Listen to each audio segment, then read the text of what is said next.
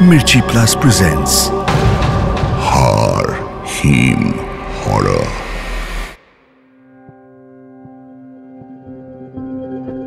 অনিকেত একটা আইটি কোম্পানিতে চাকরি করে। রোজ বাইক নিয়ে অফিসে আসে। আজ সে অনেক দিন পর বাসে করে বাড়ি ফিরবে। অনিকেত যত তাড়াতাড়ি কোডিং করে তার থেকে বেশি গতিতে বাইক চালায়, কিন্তু আজ সে বাইক চালাতে চায় না। একটা অ্যাক্সিডেন্টে তার পা কেটে গেছে, ব্যান্ডেজ করে এসেছে। আজ বাসে করেই ফিরবে। অফিসের কাজ তাড়াতাড়ি শেষ করে অনিকেত অফিস থেকে বেরিয়ে পড়ল। অফিসের সামনে থেকেই তার বাড়ির বাস যায়। কিছুক্ষণ অপেক্ষার পর অনিকেত দেখল বাস আসছে। হাঁপ ছাড়ল সে।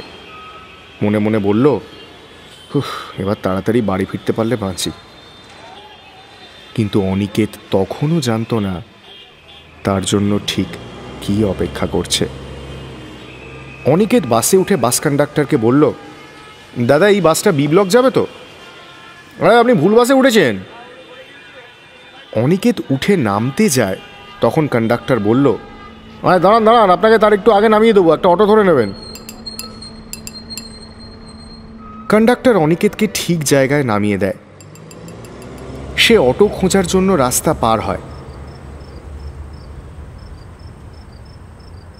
অনেক রাত হয়ে যাওয়ার জন্য অটো পায় না সে। এবার কি করবে? শেষে কোনো পথ না দেখে হাঁটতে শুরু করলো সে।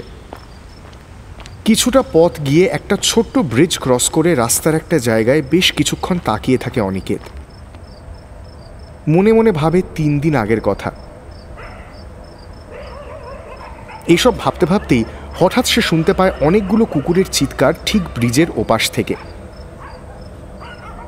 অনিকেত কয়েক পা পিছিয়ে ব্রিজের দিকে তাকিয়ে দেখে প্রায় 15-16টা কুকুর তার দিকেই ছুটে আসছে। সে যে পালাবে তার উপায় নেই, কারণ একটা কুকুরকে দেখে অনিকেতের পা পাথর হয়ে গেছে। তার গোটা দেহ স্থির হয়ে গেছে। এই কুকুরটাকে আগেও কোথাও একটা দেখেছে অনিকেত। তখনই তার পাশে এসে দাঁড়ালো একটা রিক্সা। রিক্সাওয়ালা বলল, তাড়াতাড়ি উঠে পড়ুন। অনিকেত রিক্সায় উঠতেই রিক্সা ঝড় তুলে এগিয়ে গেল। এত তাড়াতাড়ি রিক্সা ছুটতে পারে তা কল্পনা করেনি অনিকেত। সে বলল, বাঁচালেন, না হলে হয়তো মরেই যেতাম। মৃত্যু কখন আসে তাকে কেউ বলতে পারে দাদাবাবু? কুকুরগুলো পাগল হয়ে গেছে মনে হয়। না দাদাবাবু, ওরা বড্ড শান্ত। আমি রোজ রাতে ওদের বিস্কুট খাওয়াই। জানি না বাবা, কাল থেকে এদিকে আর আসবো না। জানেন দাদাবাবু, এদের জন্য আমার বড্ড কষ্ট হয়। দিনের পর দিন মৃত কুকুরের সংখ্যা বেড়েই চলেছে। কেউ এই কনকনে ঠান্ডায় মরছে, কেউ খিদের জ্বালায়, আর কেউ গাড়ির তলায় চাপা পড়ে। অনিকেত কোনো কথা বলে না। দাদাবাবু, এরা তো অবলা জীব, তা বলে কি এদের বেঁচে থাকার অধিকার নেই? এই শীতেও বড্ড ঘামছে অনিকেত। এই বিষয়ে কথা শুনতে তার একটুও ভালো লাগছে না। অস্বস্তি হচ্ছে, দম বন্ধ লাগছে। জানেন দাদাবাবু, আমি মৃত কুকুরদের খেলার সাথী এখন। আর যারা এদের গাড়ি চাপা দেয় তারাও। অনিকেত এবার বলে ওঠে, মানে কি কি কি বলছেন আপনি? রিক্সা থামান, আমি নামবো। থামান রিক্সা। রিক্সার গতি আরো বেড়ে যায়। রিক্সাওয়ালা আবার বলে ওঠে, যে কুকুরটির দিকে আপনি তাকিয়েছিলেন সে গত পরশু আপনি যেখান থেকে উঠলেন ঠিক সেই জায়গাতেই মারা যায়। আপনি তো তাকে মেরেছিলেন, তাই না? দাদাবাবু নামান, প্লিজ দয়া করে আমাকে নামিয়ে দিন। তা কিভাবে হয় দাদাবাবু?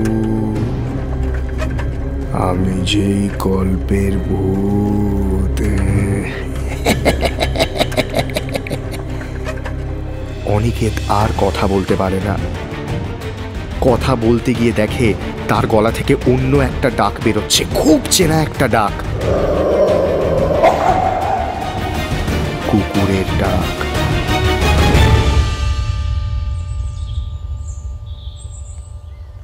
পরের দিন সকালে রাস্তায় একটা জটলা দেখা যায়।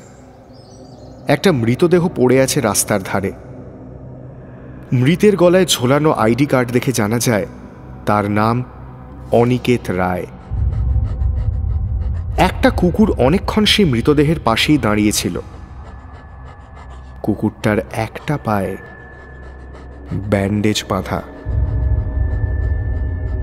এরপরও অনেকে রাস্তা ভুল করে সেই জায়গায় গেছে, আর প্রতিবার তাদের পাশে সেই রিকশাটা এসে থেমেছে।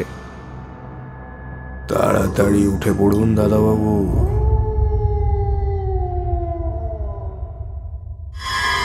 শুনলেন হাড় হিম হরর। নিবেদনে মির্চি প্লাস